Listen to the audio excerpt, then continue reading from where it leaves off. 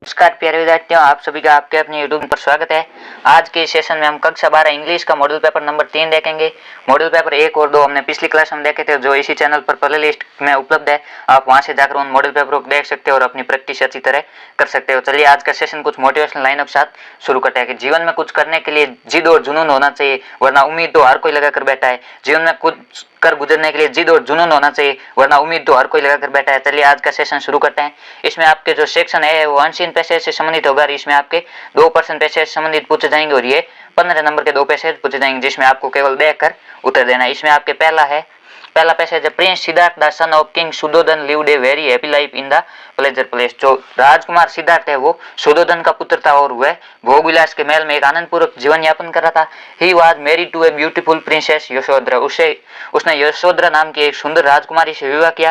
There were music dancing and pleasure all around him. उसके चारों ओर है वो गाना बजाना और डांस, सब तरह आनंद में वातावरण था। He knew nothing of want, pain, disease, old age और डेथ। वह है वो चिंता के बारे में, दर्द के बारे में, बीमारी के बारे में, बुढ़ापे के बारे में और मृत्यु के बारे में कुछ भी नहीं जानता था। जो राजकुमार सिद्धार्थ था वो इन चीजों के बारे में कुछ भी नहीं जानता। One day Veena was put on his window सिल। एक दिन उसके खिड़की पर वीणा रखा हुआ था। The wind touch the strings and it produced music. उसकी खिड़की पर जो वीणा रखा हुआ था उससे वो हवा ने टच किया और हवा से इसमें म्यूजिक उत्पन्न हुआ। The prince heard that the devas were playing the veena. जब राजकुमार ने देखा कि देवता वीणा बजा रहे थे। He heard them giving a message. उसने सुना कि वे उनको एक जो देवता है वो राजकुमार को एक संदेश दे रहे थे। The voice of the wind told the prince that he was born to save mankind. जो हवा की आवाज थी उसने राजकुमार को बताया कि वह है मानवता की रक्षा के लिए पैदा हुआ, सेव मैनकाइंड यानी मानवता की रक्षा। The world was waiting for him. जो संसार है उसका इंतजार कर रहा है। He should leave worldly love to save humanity from miseries of life. उसको है वो अपनी मानवता को बचाने के लिए जो सांसारिक भोग है उनको छोड़ देना चाहिए, जो सांसारिक मोह माया है उनको छोड़ देना चाहिए। मिजरीज इसका अर्थ होता है सांसारिक मोह माया। He felt a great desire to see the vast world outside the pleasure place. उससे वो अपने आनंद भोग विलास के महल से वो बाहर का संसार देखने की बहुत उत्सुकता हुई, बहुत इच्छा हुई।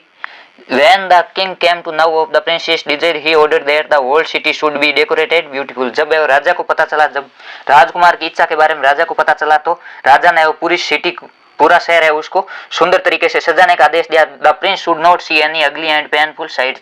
ताकि राजकुमार को है कोई भी भद्दा या दर्दनाक दृश्य नहीं दिखे। नो ब्लाइंड सिक ओल्ड पर्सन और लीपर शुड कैम आउट। कोई भी अंधा, बीमार और बूढ़ा आदमी हो घर से बाहर नहीं आना चाहिए। राजा ने ये आदेश दिया। So the city of Kapilavastu was decorated in a very fine way. जो कपिलवस्तु राज्य था उसकी, जो कपिलवस्तु शहर था उसको पूरी तरह वो सजाया गया। It looked quite clean and attractive, a capital of some ancient land. ये एक जादुई भूमि के समान है, वो पूर्णतः स्वच्छ और आकर्षक लग रही थी। The people welcome the prince joyful. लोगों ने वो राजकुमार का आनंद पूर्वक स्वागत किया। The prince also felt happy to see the people's joy. जो राजकुमार है उसने लोगों की खुशी देखकर स्वयं में वो अधिक आनंदित महसूस हुआ।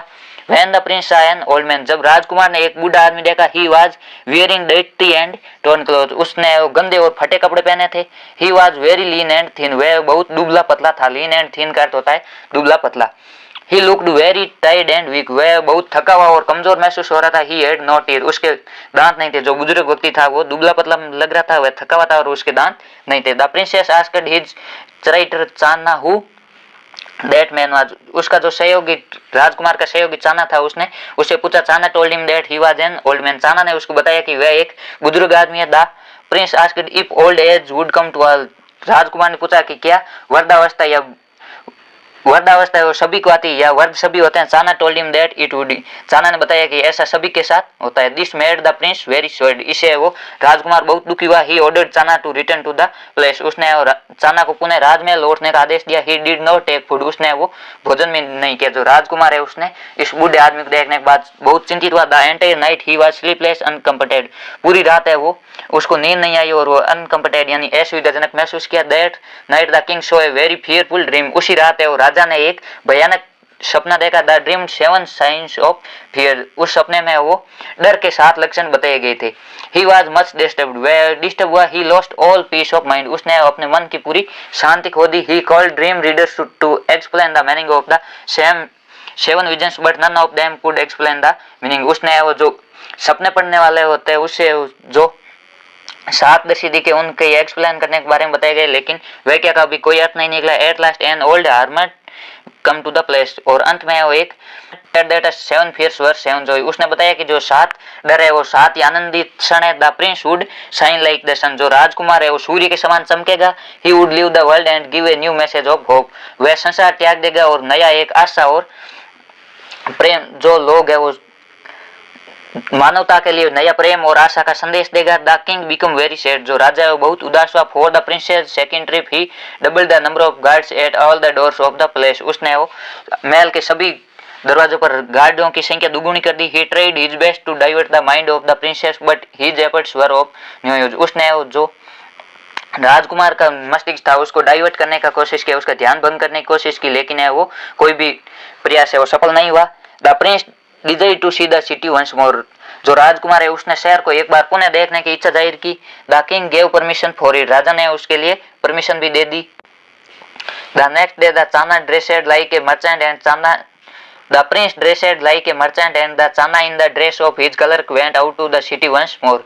अगले दिन जो राजकुमार है वो एक व्यापारी की वेशभूषा धारण करके बाहर गए और उसका जो सहयोगी चाना था उसने एक कलर की वेशभूषा धारण की और सिटी को देखने के चले गए। The prince saw all kinds of people and all the common things, जो राजकुमार है उसने सभी तरह के लोगों को देखा और जो सभी सामान्य वस्तु थे उनको देखा। The prince saw A sick man, जो राजकुमार था उसने एक बीमार आदमी को देखा। सिक मैन का अर्थ होता है बीमार आदमी। He was painfully crying for help, वह बहुत दर्दनाक तरीके से सहायता के लिए चिल्ला रहा था। He asked Channa why the man was crying, राजकुमार ने चाना से पूछा कि वह क्यों चिल्ला रहा है। Channa told him that he the sick man was suffering from a fatal disease, जो चाना है उसने बताया कि जो बीमार आदमी है वो एक ऐसा बीमारी से ग्रस्त है, ऐसी बीमारी जिसका कोई इलाज नहीं हो सके। The disease would destroy all his powers, जो बीमारी है उसने उसकी पूरी शक्ति समाप्त कर दी है।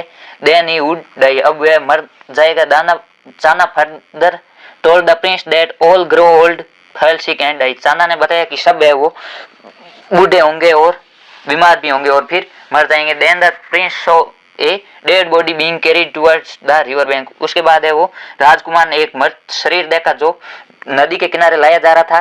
ही सा ए ग्रुप पीपल, उसने एक लोगों का समूह देखा। दे वर करेंगे, जो चिल्ला रहे थे राम नाम सत्य है, राम नाम सत्य। The sight of dead man and his cremation moved the prince deeply, जो मृत व्यक्ति था उसका दृश्य और उसका क्रीमेशन यानी दाह संस्कार है उसने राजकुमार को गहराई तक झकझोर कर दिया। Channa told him that no man is immortal, जो चाना है उसने बताया कि कोई भी व्यक्ति है वो अमर नहीं होता। इमोर्टल का अर्थ होता है अमर। ऑल मस्ट डाई, सब कोई मरना ही होगा। The prince was greatly troubled in mind, जो राजकुमार है वो पूरी तरह से परेशानी में आ गए। He said that he would try to remove suffering from the world, उसने कहा कि वह इस संसार से वो दुखों को कम करने का प्रयास करेगा। Then he asked Channa to return home as he had seen enough, उसके बाद उसने चाना कहा कि ये देखा ये पर्याप्त है, अब घर चलता है। इस प्रकार आपके ये जो पैसेज है इसमें ये किसी ऐतिहासिक घटना या कोई करंट का मुद्दा या पर्यावरण से संबंधित कोई पैसेज हो सकता है, उसमें आपके 9 प्रश्न पूछे जाएंगे। 6 प्रश्न है आपके इसमें से देखकर उत्तर देने और 3 प्रश्न आपके व्याकरण वर्ड पावर से संबंधित होंगे। इसमें सबसे पहला what did the Prince not know initially, जो राजकुमार है वो प्रारंभ में क्या नहीं जानता था। The prince initially knew nothing of want pain disease old age और डेथ, जो राजकुमार है वो प्रारंभ में किसी भी चिंता दुख बीमारी वृद्धावस्था और मृत्यु के बारे में नहीं जानता था। ये आपके इसका उत्तर होगा। और दूसरे what was the Kings dream about, जो राजा का सपन है वो क्या था या राजा को क्या सपन आया। इसमें द नाइट द किंग सा ए वेरी फियरफुल ड्रीम, उस रात है और राजा ने एक बहुत भयानक सपना देखा। ही ड्रीम्ड 7 साइंस ऑफ फियर, उसने वो 7 डर के लक्षण देखे। उसके बाद तीसरा प्रश्न है why did the king order to decorate the whole city beautifully, जो राजा है उसने पूरे शहर को सुंदर तरीके से सजाने का आदेश क्यों दिया। The king order to decorate the whole city beautifully because the prince felt a great desire to see the vast world about the place, जो राजा ने आदेश इसलिए दिया क्योंकि जो राजकुमार है वो एक बहुत गहरी चिंता महसूस कर रहा था कि वह अपने राजमहल से बाहर का संसार देखना चाहता है। उसके बाद चौथा प्रश्न है how was the old man looking, जो वृद्ध आदमी था वो कैसा लग रहा था। He was wearing dirty and torn clothes, उसने वो गंदे और फटे हुए कपड़े पहने थे। He was very lean and thin, वह बहुत दुबला पतला था। He looked very tired and weak, वो है बहुत थका हुआ और कमजोर लग रहा था, ही हैड नो टीथ, उसके दांत भी नहीं थे। इस प्रकार आपके ये 4 प्रश्न है। और 5वां है, what did the old hermit से, जो ओल्ड हर्मिट है उसने क्या कहा। The old hermit said that the 7 fears were 7 joys, जो आपके हर्मिट है इसका अर्थ होता है ज्योतिष। ज्योतिष ने बताया कि जो 7 भय के लक्षण है वो 7 ही आनंदमय लक्षण है। और the prince would shine like the sun, जो राजकुमार है वो सूर्य के समान चमकेगा और leave the world and give a new message of hope and love for suffering humanity, जो चिंताग्रस्त मानवता है उनको ये राजकुमार एक नया आशा और प्रेम का संदेश देगा और संसार को इस चिंताओं से मुक्त करेगा। इस प्रकार है जो ज्योतिष है उसने बताया कि जो 7 भय के लक्षण है उनका अर्थ है 7 आनंद के लक्षण। उसके बाद 6ठा प्रश्न है, what did the voice of the wind tell the prince, जो हवा की आवाज थी उसने राजकुमार को क्या बताया। The voice of the wind tell the prince that he was born to save mankind, जो हवा की आवाज थी उसने बताया राजकुमार को कि आपका जन्म है वो मानवता को बचाने के लिए हुआ है। इसके बाद आपके ये जो 3 प्रश्न है वो वोकैब से संबंधित होंगे और इसमें आपके सिमिलर वर्ड है वो ढूंढना है। इसमें आपके पहला है रेस्टलेस, रेस्टलेस यानी बेचैन, कोई रेस्ट नहीं, इसका आपके होगा अनकंफर्टेबल यानी बेचैन। और 8वां the incineration of a dead body, जो किसी भी मर्द शरीर का वो अंतिम संस्कार, इसको आपके कहा जाता है दाह संस्कार, इसका आपके होगा क्रीमेशन। ये आपके यहाँ पर आया है कि मैन एंड हिज क्रीमेशन का अर्थ होता है दाह संस्कार। और 9वां इन्फ्लुएंसेड एज बाय चार्म्स, यानी कि आकर्षण से प्रभावित, इसका आपके होगा एनचांटेड यानी कि आकर्षण से प्रभावित या मंत्रमुग्ध, इसका अर्थ आपके होगा मंत्रमुग्ध। ये आपकी सुविधा के लिए यहाँ पैसेज का हिंदी में अनुवाद भी दिया गया और प्रश्न और उत्तरों के सभी के हिंदी में अनुवाद दिया है। आप ये पीडीएफ से पढ़ लेना और पीडीएफ आपको हमारे टेलीग्राम ग्रुप में मिल जाएगी और टेलीग्राम ग्रुप का लिंक है इस वीडियो के डिस्क्रिप्शन में दिया गया, आप वहां से पीडीएफ डाउनलोड कर सकते हो। उसके बाद आपके दूसरा प्रश्न है, इस ये भी पैसे सम्मिलित है, इसमें आपके 6 प्रश्न पूछे जाएंगे। इसमें despite all the research everyone of us catches gold and most of catch it frequently, कि बहुत सारी खोज के बाद भी जो ठंड है वो हमें पकड़ लेती है और अधिकतर लोग है इसकी गिरफ्त में आ जाते हैं।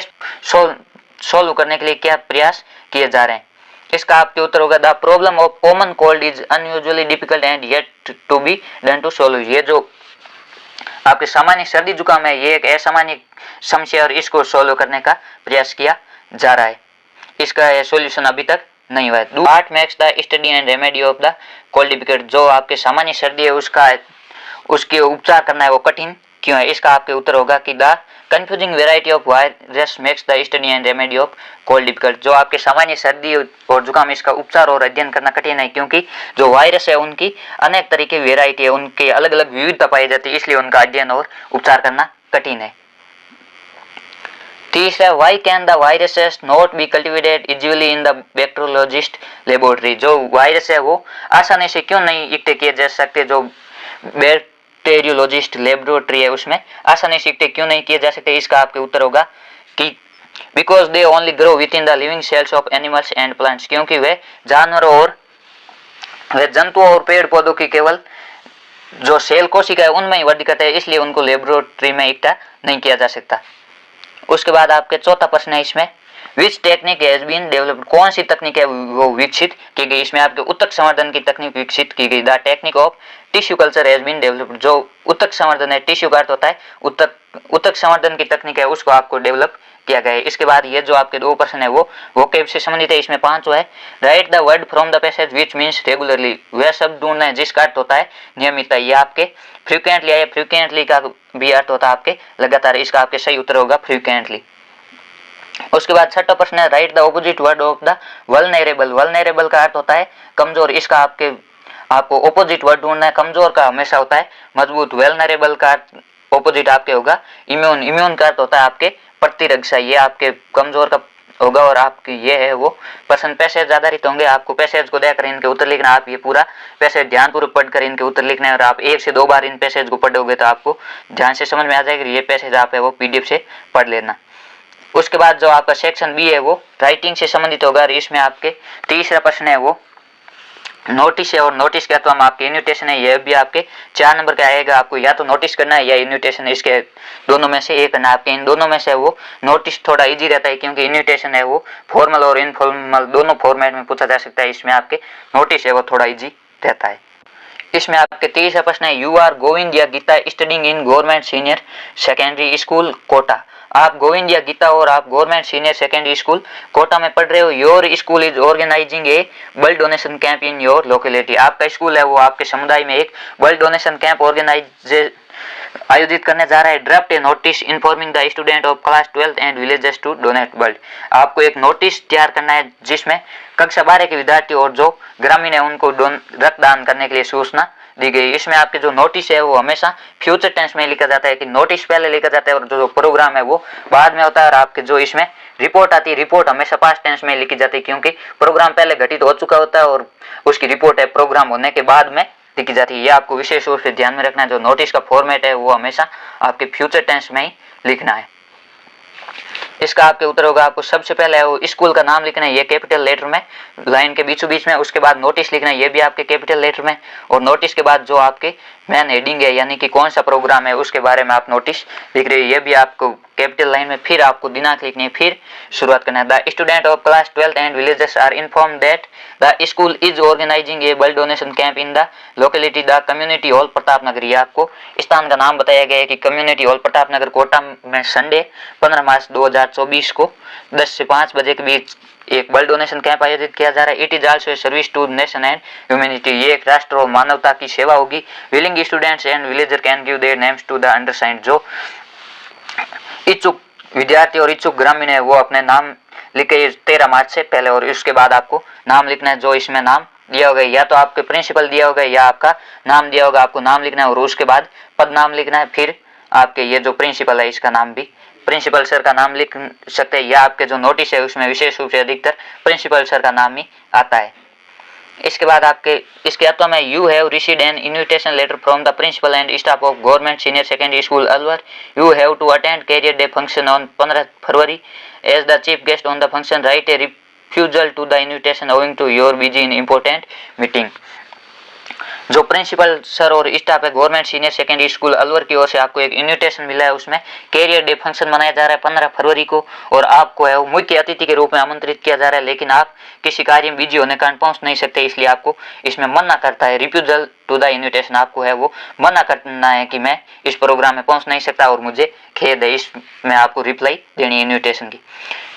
Mr. Sunanda Punjabi thanks the principal and the staff of Government Senior Secondary School Alwar for their kind invitation as the chief guest of the Career Day function on 15 February, but regrets for being unable to attend it due to an important and unavoidable meeting on the same day। इसमें आपको शुरुआत में वो नाम लिखना है जो reply दे रहा है। इसमें आपके या तो पसंद नाम दिया होगा या पसंद नहीं है तो आप कोई भी नाम लिख सकते हैं। और उसके बाद जो अगला आपको इन्विटेशन भेजे उनको धन्यवाद देना है कि आपने हमें प्रोग्राम बुलाया, इसके लिए धन्यवाद। लेकिन फिर आपको अपनी चिंता व्यक्त करनी है, but regrets for being unable to attend it. लेकिन इसे अटेंड नहीं करने के लिए मुझे खेद है क्योंकि एक आवश्यक और अनअवॉइडेबल यानी कि अटालनीय ऐसा काम जिसे टाला नहीं जा सके ये मीटिंग है सेम दिन है। She wishes every success to the function. मैं है वो आपके पूरे फंक्शन का सक्सेस होने की कामना करता हूँ या करती हूँ। इस प्रकार आपको इसकी रिप्लाई देनी है। आपके इन्विटेशन आपके स्वीकार एक्सेप्टिंग इन्विटेशन भी पूछा जा सकता है या रिफ्यूज इन्विटेशन भी, क्या आप इन्विटेशन स्वीकार करना चाहेंगे या नहीं। इसमें आपको जो कंडीशन दी होगी प्रश्न उसके अनुसार ही आपको लिखना है। उसके बाद चौथा प्रश्न है, your school celebrating a 2 days 1 month programme last week. Write and report on it using the given hints and your experience. आपको है एक रिपोर्ट लिखनी है और रिपोर्ट हमेशा पास्ट टेंस में लिखनी है कि आपके स्कूल ने वो 2 दिन 1 महोत्सव प्रोग्राम बनाया। इसके बारे में आपको बताना है। ये जो 1 महोत्सव वाली रिपोर्ट है आपके अति महत्वपूर्ण है, ये आपके परीक्षा में पूछी जा सकती है। 1 महोत्सव प्रोग्राम वाज सेलिब्रेटेड। उसके बाद आपको स्कूल का नाम लिखना है और फिर नीचे वो जो पत्रिका का नाम या पत्रकार का नाम आप खुद का नाम लिख सकते हो। इसमें 2 days 1 Mahotsav program was celebrated last week at government Adarsh senior secondary school Khajalpura Chaksu Jaipur. आप स्टार्टिंग में सीधा एड्रेस भी लिख सकते हो चाकसू जयपुर और फिर दिनांक भी लिख सकते हो या बीच में भी लिख सकते हो कि 2 दिनों का 1 महोत्सव प्रोग्राम मनाया गया government Adarsh senior secondary school Khajalpura Chaksu Jaipur में as told by the principal P Gupta. जैसा कि प्रिंसिपल पी गुप्ता ने बताया 200 saplings of fruits and flowers were planted in the school campus and the lawns. जो गांव और विद्यालय का परिसर है उसमें 200 पौधे जो कि फल और फूलों संबंधित थे वो लगाए गए। The plants were made available by the sarpanch. जो पौधे है वो सरपंच साहब के द्वारा प्रोवाइड करवाए गए या उपलब्ध करवाए गए श्रीमती सुनीता मीणा, ये सरपंच का नाम है, of gram panchayat Akodia as told by mister Gupta, जैसा कि मिस्टर गुप्ता ने बताया।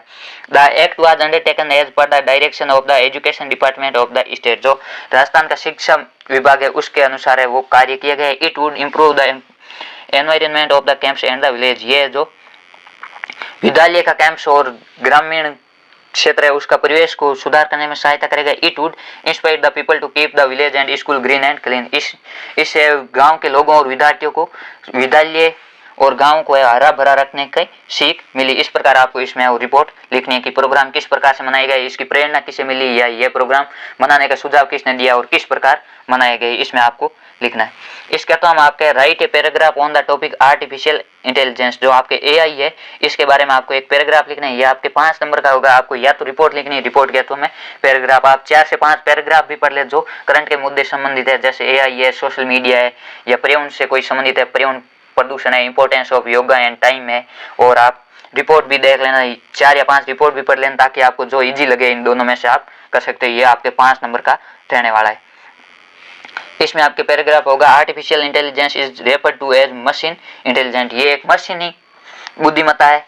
It basically refers to the capability of machines to emulate human intelligence, ये है जो मानव की बुद्धि के समान कृत्रिम बुद्धिमत्ता। आपके आर्टिफिशियल इंटेलिजेंस का शाब्दिक अर्थ होता है कृत्रिम बुद्धिमत्ता, जो बुद्धिमत्ता मानव के द्वारा बनाई गई है, मानव की बुद्धि के समान काम करती है। Machines are now capable of learning, planning, thinking and problem solving thanks to artificial intelligence, जो एआई है उसके द्वारा आज है वो मशीन भी सिखाने में, कोई योजना बनाने में, सोचने में और प्रॉब्लम का सॉल्यूशन करने में सक्षम हो पाए। कैपेबल का अर्थ होता है सक्षम। The most notable aspect of artificial is how robot simulate human intelligence, जो आपके बताए गए कि किस प्रकार रोबोट है वो मानव की कॉपी कराए। It is probably the fastest growing development in the world of technology and innovation, ये जो टेक्नोलॉजी के युग है इसमें दिनों दिन वृद्धि कर रहा है। AI is a technology that transforming every walk of life, ये जो जीवन जीने का हर तरीका समाप्त कर रहा है। Today artificial intelligence is being used more and more in practically every industry, ये जो प्रत्येक उद्योग है उसमें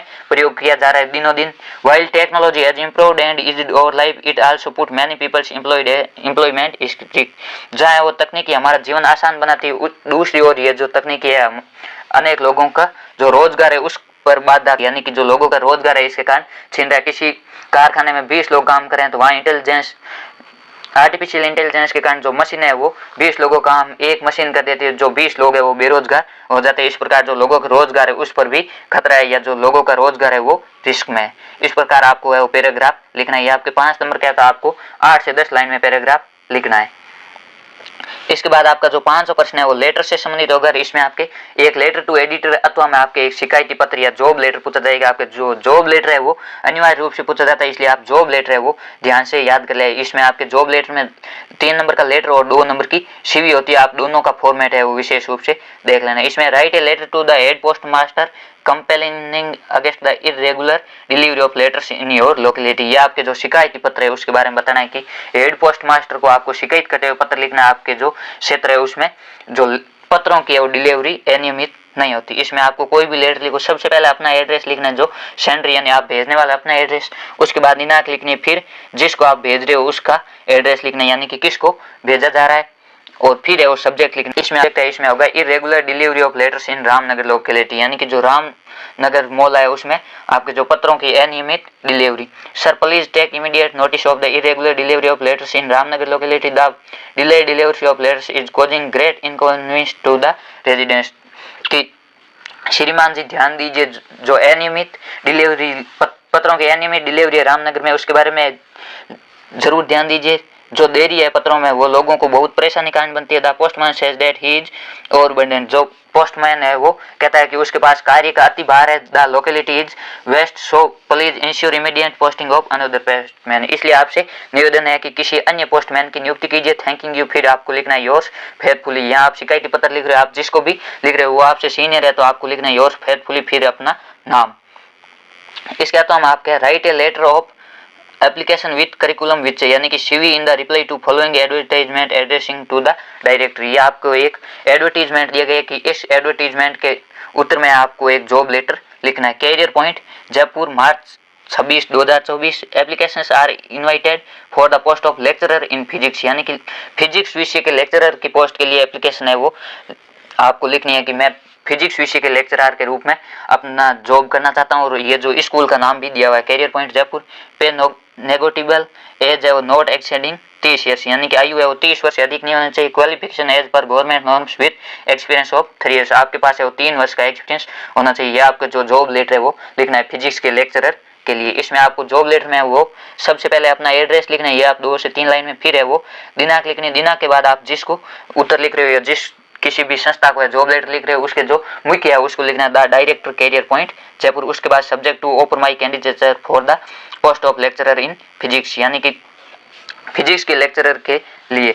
उसके बाद लिखना है सरिया madam with reference to your advertisement in Dainik Bhaskar dated 26 March 2024 I would like to offer my candidature for the above mentioned post my curriculum which is encouraged herewith for your ready reference, यानी कि जो आपने दैनिक भास्कर में विज्ञापन दिया था उसके अर्थ में मैं यह आपको रिप्लाई लिख रहा हूँ और मैं स्वयं को इस पोस्ट के योग्य मानता हूँ और मैं अपनी सीवी भी आप यहाँ साथ में संलग्न कर रहा हूँ। I am committed to pursuing a career in teaching of physics, I am particularly interested in your post, I would bring to a post a proven ability, thanking you. उसके बाद आपको योर फेथफुल लिखना है, जो संस्था के मालिक है वो आपसे सीनियर है इसलिए इसके तो हम आपको योर फेथफुल लिखना है, फिर अपना नाम और फिर सीवी लिखनी है। सीवी में सबसे पहले अपना नाम लिखना है, फिर एड्रेस लिखना है, फिर टेलीफोन या अपने मोबाइल नंबर और ईमेल भी लिखनी है, फिर ऑब्जेक्टिव लिखना है यानी कि वर्तमान में आप क्या हो, फिर अपनी प्रोफाइल लिखनी है यानी कि आपके पास, और फिर एजुकेशनल क्वालिफिकेशन यानी कि आपकी शैक्षणिक योग्यता कि आपने कौन कौन सी डिग्री की और किस किस यूनिवर्सिटी से किए और कितने परसेंटेज के साथ किए,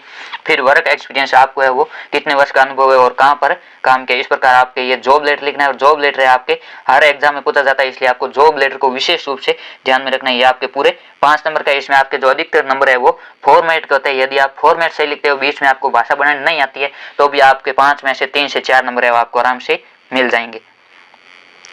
उसके बाद आपका जो सेक्शन सी है वो ग्रामर से संबंधित है और इसमें आपके रिक्त स्थान से संबंधित प्रश्न पूछे जाएंगे। छठा है join the following sentence using the word given in the bracket, जो आपके कोष्ठक में वर्ड दिए गए उसका प्रयोग करते हुए जो सेंटेंस है उन दोनों को जोड़ना है।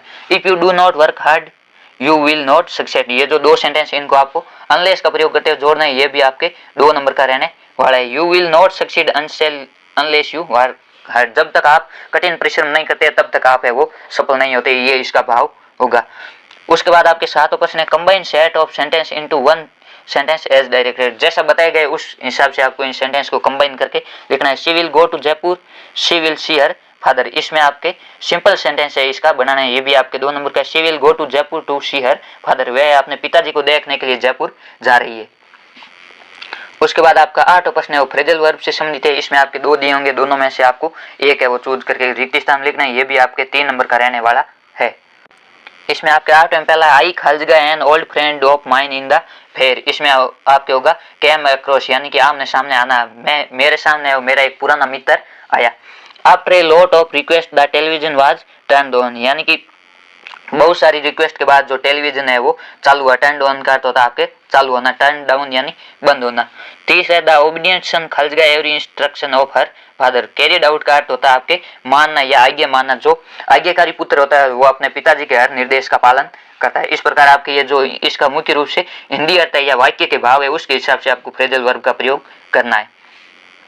उसके बाद 9वां प्रश्न है fill in the blanks by choosing the correct conjunction, इसमें आपको जो सही कंजक्शन है उसका प्रयोग करना है। ही मेड ऑल एफर्ट्स खालजगा he could not find his purse, उसने वो बहुत सारे प्रयास किए लेकिन अभी तक उसको उसका पर्स नहीं मिला, इसमें आपके येट का अर्थ होगा अभी तक उसको उसका पर्स नहीं मिला। सो का अर्थ होगा ताकि उसने बहुत सारे प्रयास किए ताकि उसको पर्स नहीं मिला, इसमें आपके ये वाक्य के भाव के हिसाब से सही नहीं होगा इसलिए इसके अर्थ में आपके येट होगा।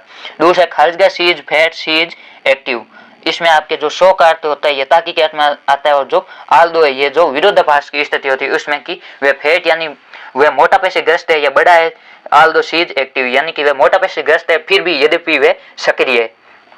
और तीसरा है आस्क हर खलजगा सी इज रेडी, उससे पूछो इफ सी इज रेडी यानी कि क्या वह रेडी है, यदि वह रेडी है तो उससे पूछो, इसमें आपके इफ आएगा। ये आपके तीनों ही है वो कंजक्शन पूछे जाएंगे। ये आपके जो 3 नंबर कंजक्शन और 3 नंबर फ्रेजल वर्ब है ये आपके हिंदी अर्थ देख रहे इसका वाक्य के भाव के हिसाब से प्रयोग होगा। उसके बाद आपके जो सेक्शन डी है वो पाठ्य पुस्तक संबंधित है और इसमें आपके 10वां प्रश्न है वो इसमें आपके पाठ्य पुस्तक से एक पैसेज दिया होगा और उस पैसेज में आपके एबीसीडी एक प्रश्न पूछे जाएंगे। इसमें आपके जो 6 है वो एबीसीडी पूछे जाते हैं, ये इसी पैसे से पूछे जाते हैं। ये आपके 6 नंबर है वो केवल देकर लिखना है।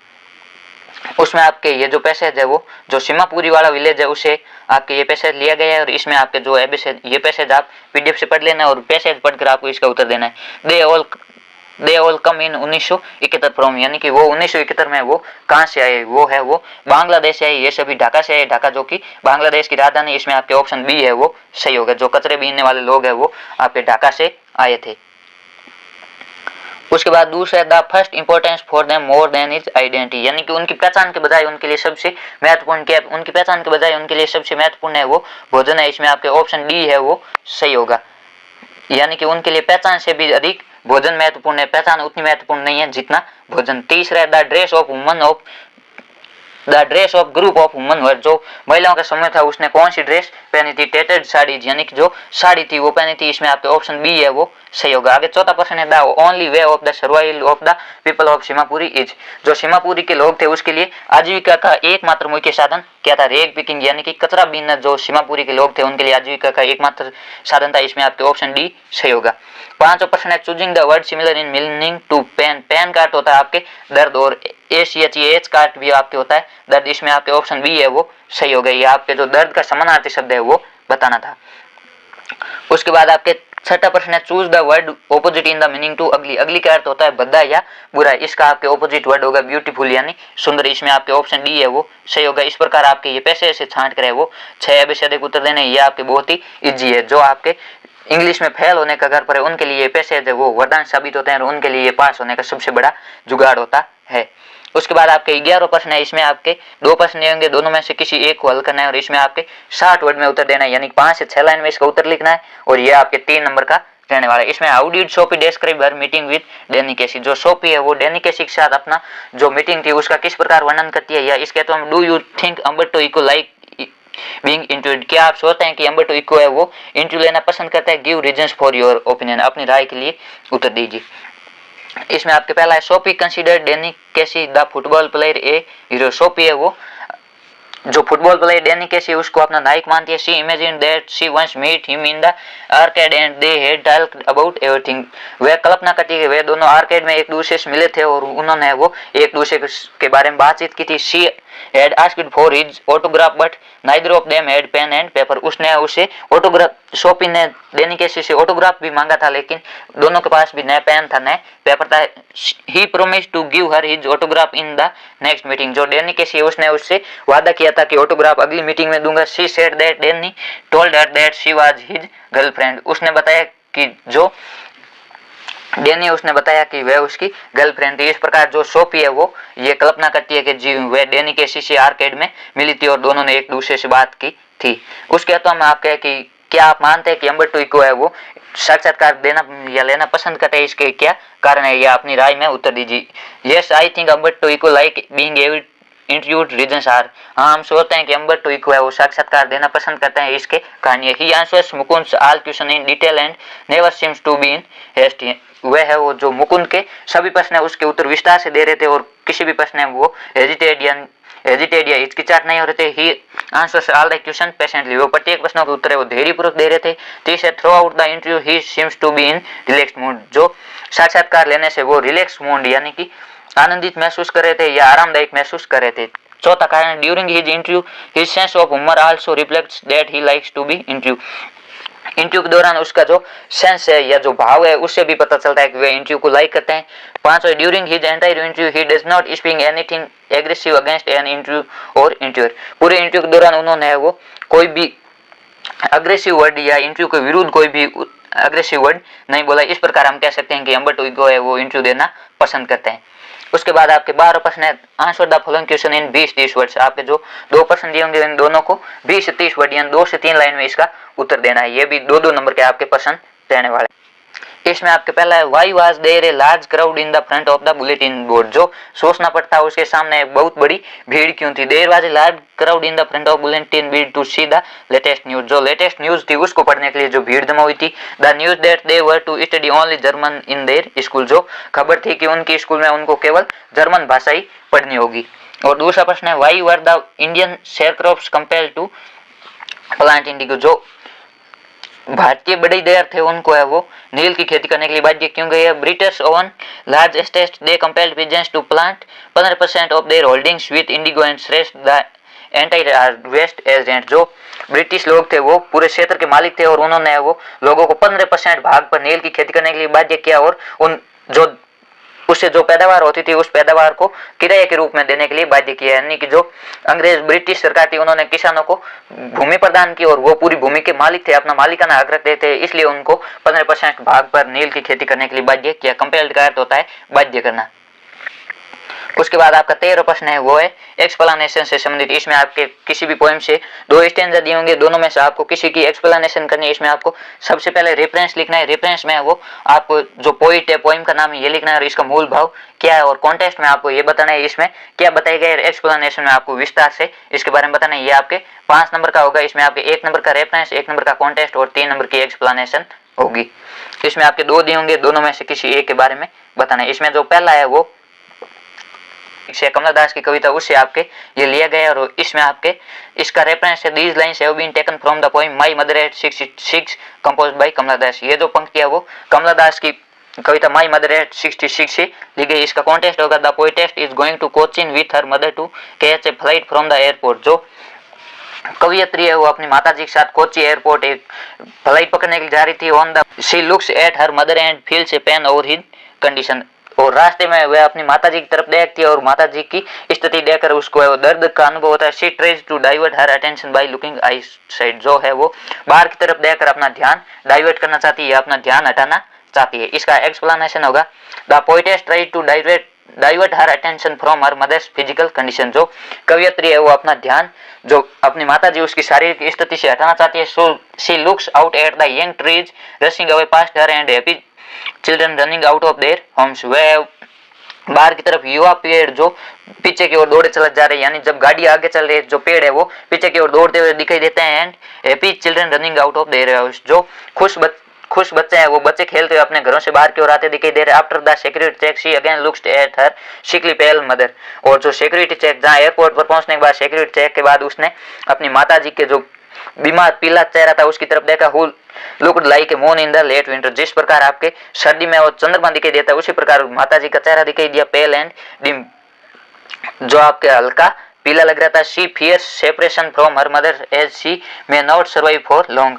उसको है वो स्थित नहीं रह पाएगी। She felt some old familiar pain and fear. उसको कुछ पुराने परिचित दर्द और भय भी सताने लगे। It was the same as she had felt in her childhood. ये उसी समान था जब वह अपने बचपन में डरती थी। But she could not express her emotion. लेकिन वह अपनी भावनाएं या संवेदनाएं व्यक्त करना नहीं चाहती थी। इस प्रकार जो लेखिका की माताजी की स्थिति है उसके बारे में बताया गया, उसको लेकर लेखिका क्या सोचती है। इसके अलावा में आपके एक स्टेंजा दिया होगा, आपको दोनों में से कोई एक करना। The little old house was out with a little new shed in front of the edge of the road where the traffic sped a road side stand that too pathetically pled it would no bread. ये आपके जा the road side stand है उस poem से लिए गए। इसका आपके रेफरेंस होगा these lines have been Robert Frost's poem a road side stand. जो रॉबर्ट फ्रॉम की poem a road side stand इसे लिए गए।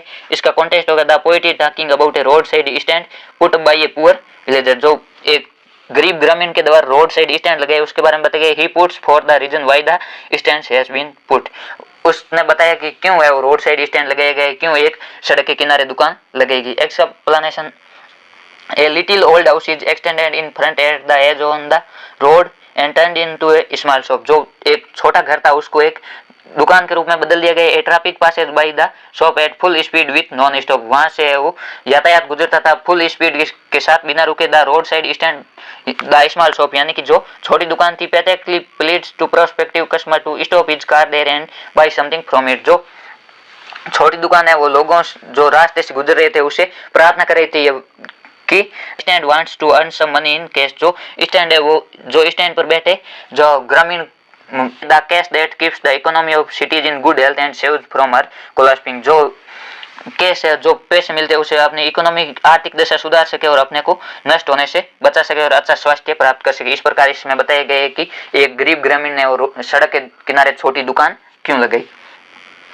उसके उसके बाद आपके 14 प्रश्न है, answer the following question in about 60 words. इसका भी आपके 60 वर्ड में उत्तर देना है, दो दिया होगा, दोनों में से कोई एक करना है। ये भी आपके 3 नंबर का रहने वाला। Why are the tigers a complete contrast to Jennifer's life. जो 8 जेनिफर्स टाइगर्स की पोएम है उसमें बताया गया है कि जो चित्ते है वो पूर्णतः जेनिफर की लाइफ के विरुद्ध क्यों है। The tigers in the poem are symbol of absolute power and freedom in their habitat. जो इसमें चीते बताए गए वो पावर और स्वतंत्रता के प्रतीक है। The tigers stand in sharp contrast to aunt Jennifer who suffers terribly at the end of her dominating cruel husband. इसमें जो टाइगर है वो पूर्णतः आर्ट जेनिफर के विरुद्ध बताए गए, क्योंकि जो आर्ट जेनिफर है वो अपने पति निर्दयी पति की क्रूरता से भयभीत है। She lives in a constant fear of her husband. वह अपने पति के भय में जीवन जीती है। She suppressed wish to be bold proud and fearless like tigers is expected in her artistic creations. वह अपने आप को इस प्रकार रहना चाहती है या स्वतंत्र करना चाहती है जिस प्रकार जो बाघ है वो बहादुर है, गर्व से भरे हैं और भयहीन है, यानी कि निर्भय है। वो उसमें उसकी जो कृत्रिम करती है उसमें जो दिखाई दे रहा है, उसकी जो कलात्मक करती है उसने जो कशीदाकारी की है उसमें जो टाइगर है वो प्राउड से भरे हुए और बहादुर दिखाई दे रहे हैं और निर्भय दिखाई दे रहे हैं। उसी प्रकार जो आर्ट जेनिफर है वो भी निर्भय जीवन या स्वतंत्रता पूर्वक जीवन जीना चाहती है। इस प्रकार जो बाघ और जेनिफर का जीवन है वो एक दूसरे के विरुद्ध है। इसके तो हम आपके the poem a thing of beauty brings out kids love for nature how. जो आपके ए थिंग ऑफ ब्यूटी है वो किड्स का प्रकृति के प्रति प्रेम को व्यक्त करती है। किस प्रकार, ये आपको a thing of beauty poem के आधार पर बताना है। The poet loves natural and recounts it's beautiful objects with their belongings for man and other living beings. जो कवि है वो प्रकृति को प्रेम करता है और लोगों को इसके फायदे के बारे में बताता है कि जो प्रकृति है उस पर मानव पर प्रकृति की कितनी मेहरबानी। He says that over earth has an endless supply of the beautiful objects of nature. वह कहता है कि जो पृथ्वी है उसमें वह अंतहीन जो सुंदर वस्तु है उनकी आपूर्ति करती है, यानी कि पृथ्वी पर कभी भी सुंदर वस्तु समाप्त नहीं होती। In the lap of nature we forget our sorrows and sufferings. प्रकृति की गोद में हम अपने दुख और पीड़ाएं भूल जाते हैं। और life is able to defeat many ills from which is suffered with the help of the joy it finds in nature. हमारा जो जीवन है वो इससे लड़ने में लग जाता है और हम विभिन्न प्रकार से इसे ग्रस्त करते हैं और अपने आप को इसकी हेल्प जब करते हैं, जब हम प्रकृति की हेल्प करते हैं या प्रकृति गोद में सोते हैं तो हमें आनंद का अनुभव होता है। हमें वो प्रकृति में आनंद खोजते हैं और प्रकृति में हमें आनंद मिलता है। इस प्रकार इसके जो कवि है जॉन कीट्स वो प्रकृति प्रेमी सिद्ध होते हैं। इसके बाद आपके 15 प्रश्न है, answer the following question in 20-30 words. आपको इसमें 20 से 30 वर्डों में उत्तर देना है, 2 से 3 लाइन में। इसमें why are the young tree described as sprinting. जो युवा पेड़ है उनको दौड़ते हुए क्यों मैं बताया कि while the poet was driving she looked out at the tree along the trees he found them running past them. जो है उसके पीछे पीछे दौड़ रहे थे। It implies that youth passes very quickly. ये बताते हैं कि जो युवा अवस्था है वो तेजी से बीत जाती है। जिस प्रकार पेड़ है वो तेजी से दौड़ रहे थे उसी प्रकार बताया कि जीवन की युवा अवस्था है वो तेजी से निकल जाती है। दूसरा, what did the road side stand plead for. जो रोड साइड स्टैंड है वो क्या प्रार्थना करे थे। The road side stand pleaded to the city dwellers to stop and buy their wares so as to enable them to earn some extra money for a decent living. जो road side stand है वो उनसे प्रार्थना कर रहे थे कि वो उनके स्टैंड पर रुके और उनसे कुछ खरीदे ताकि उनको पैसे मिल सके और वह भी जीवन यापन कर सके, यानी कि अपना सामान बेचने के लिए या पैसा कमाने की प्रतिज्ञा कर रहे थे। उसके बाद आपके 16 प्रश्न है, इसमें आपको 60 वर्ड में उत्तर देना है। यह भी आपके 3 नंबर का होगा। इसमें आपको दोनों में से किसी एक का देना है। पहला जो प्रश्न है, what the third level at the grand central station refer to. जो ग्रैंड सेंट्रल स्टेशन का थर्ड लेवल है वो किससे संबंधित है। ये आपके जो द थर्ड लेवल पार्ट है उसे लिए गए। सदव वाज गिल्टी और not right in your words. जो सदव है उसको गिल्टी महसूस हुई या नहीं, द एनिमी लेसन के आधार पर आपको बताना है। Grand central station is a mental picture of Charlie. ये जो ग्रैंड सेंट्रल स्टेशन है वो चार्ली के एक मानसिक दृश्य है, यानी कि उसके मन में एक कल्पना का दृश्य है। His friend Sam called it is a walking dream which fulfilment. उसमें उसने एक दिन में सपने देखने के जैसे पूरा बताया। इट इज लाइक ए मेज विच ग्रोक्स लाइक ए ट्री। ये उसी प्रकार मेज के बारे में बताया गया जो पेड़ की तरह वर्दी करती है। They are always new doorways and corridors. जो आपके ग्रैंड सेंट्रल स्टेशन है उसमें बताया गया है कि वहां पर हमेशा नए दरवाजे और कॉरिडोर होते हैं। Charlie वांडर्स into A more romantic world of 1894। जो चार्ली 1894 के संसार में वो खो जाता है। इस प्रकार जो चार्ली की कल्पना है उसके बारे में बताई गई। इसके अर्थों में सदैव was not guilty from the humanity point of view. मानवता के दृष्टि से जो सदैव उसने गलत कार्य नहीं किया या अपराध है वो नहीं किया। As a dutiful doctor he saved the prisoner. एक कर्तव्यबद्ध डॉक्टर के रूप में उसने एक कैदी का जीवन बचाया। His profession compelled him to save the life of enemy soldiers. उसका जो व्यवसाय है उसको इसके प्रति प्रतिबद्ध करता है कि जो विदेशी देश का या अपने शत्रु देश का सैनिक है उसको बचाए। He was not treacherous to his own country to he risked his own life. उसने अपनी लाइफ पर अपने जीवन में रिस्क लिया, but he could not leave the man in that bad condition. लेकिन फिर भी उसने उस आदमी को बुरी स्थिति में नहीं छोड़ा। He was a true doctor, वह एक असली डॉक्टर था। His service and duty were beyond the borders. उसका जो सेवा और कर्तव्य है वो बॉर्डर से भी बाहर था, यानी कि उसने वो मानवता के नाते उसका इलाज किया, इसलिए उसने वो कोई अपराध नहीं किया। उसके बाद 17 प्रश्न answer the following question in 20-30 words. आपको इसमें 20 से 30 वर्ड्स में उत्तर देना। ये आपके दोनों प्रश्न है। वो पहला, why does Derry say people are afraid of me. Derry वो क्यों कहती है कि लोग मुझसे डरते हैं। On the face of it, इससे आपके लिए गए कि डेयरी क्यों कहता है कि लोग मुझसे डरते हैं। On the side, one side of Derry face it, but एक साइड से वो डेयरी का चेहरा जला होता है। So he thinks people avoid him, इसलिए वह सोचता है कि लोग उसकी अपेक्षा करते हैं। He thinks that nobody likes him company और लव्स हिम। वह सोचता है कि कोई उसे पसंद नहीं करता है और कोई उसके साथ नहीं रहना चाहता है। So see there people are afraid of him, इसलिए वह कहता है कि लोग उससे डरते हैं। इसके बाद involve crossing 9 time zones, 6 check points, 3 bodies of water and as many ecospheres he travelled over source. जो लेखक है उसने 13.9 डिग्री उत्तरी अक्षांश से यात्रा प्रारंभ की और 9 समय निर्धारण रेखा यानी देशांतरों को पार किया, 6 चेक पॉइंट को पार किया और 3 समुद्रों का बॉर्डर था उसको पार किया और अनेक पारिस्थितिक तंत्रों को पार किया। इस प्रकार उसने 100 घंटे से भी अधिक यात्रा की। इस प्रकार है वो अंटार्कटिका तक पहुंचा। उसके बाद जो 18 प्रश्न है वो आपके एबीसी देश से संबंधित होगा और उसमें है Sam was at the third level for. जो सैम है वो थर्ड लेवल पर कितने दिन रहा। 2 वीक्स यानी कि 2 सप्ताह रहा। इसमें आपके ऑप्शन सी है वो सही हो। उसके बाद आपके दूसरा प्रश्न है how old was the child who initiated the world clearly. जो बच्चा है वो कितने दिनों में वो आराम से बोलने लग गया था। जो बच्चा है वो 10 दिन में आराम से शब्दों का उच्चारण करने लगे। इसमें आपके ऑप्शन ए है वो सही होगा। ये आपके जो द टाइगर मैन है उस लेसन से लिए गए। तीसरा, the narrator travelled in A car and aeroplane and A ship. जो लेखक है उसने कार, एरोप्लेन और जहाज में वो कितनी यात्रा की, 100 वर्ष यानी कि 100 घंटे तक उसने यात्रा की। चौथा, the name of doctor Sadao's wife was. Doctor Sadao की पत्नी का क्या नाम था। डॉक्टर सदाओ की पत्नी का नाम था अन्ना। इसमें आपके ऑप्शन बी है वो सही होगा। पांचवा, what sound was there in the garden. जो गार्डन है उसमें किसकी आवाज आ रही थी। इसमें आपके ऑप्शन ए है सही होगा। Sound of bird song and rustling of leaves. जो पत्तियों के खड़खड़ाहट की आवाज और पक्षियों के गाने की आवाज आ रही थी। छठा है, who warned them in the next morning. उसको अगले सुबह वो किसने चेतावनी दी। हिज फ्रेंड जुडेवन, उसकी जो मित्र जुडेवन थी उसने उसको चेतावनी दी कि उसके भी बाल काटे जाएंगे। सातवां प्रश्न है, the crown prince as a child drank the milk of an. जो राजकुमार है जब बड़ा हुआ तो उसको किसका दूध पिलाएंगे। एन इंग्लिश का, वो एक अंग्रेजी गाय का दूध पिलाएंगे। इसमें आपके ऑप्शन बी है वो सही होगा। आगे 8वां प्रश्न है, what came out of the mist. जो मिस्ट से वो बाहर कौन आया। ये मैन इन ए ब्लैक, एक आदमी है वो बाहर आया। और 9वां प्रश्न है, the astrologers predict about the tiger king that. ज्योतिष ने वो टाइगर किंग के बारे में क्या भविष्यवाणी की। ज्योतिष ने टाइगर किंग के बारे में भविष्यवाणी की कि राजा है वो किंग टाइगर के द्वारा ही मारे जाएंगे, यानी कि राजा की मृत्यु है वो टाइगर के कारण ही होगा। इसमें आपके ऑप्शन ए है वो सही होगा। इस प्रकार आपके परीक्षा में वो 18 प्रश्न पूछे जाएंगे। और यह आपके आज का 30 मॉडल पेपर इंग्लिश का पूरा और आपको इसी चैनल पर कक्षा 10 और कक्षा 12 के सभी विषयों के 10-10 मॉडल पेपर हल करवाए जाएंगे। इसलिए चैनल के साथ जुड़े रहे, अपने दोस्तों के साथ भी शेयर करें ताकि उनको भी इन मॉडल पेपरों का फायदा मिल सके। धन्यवाद। जय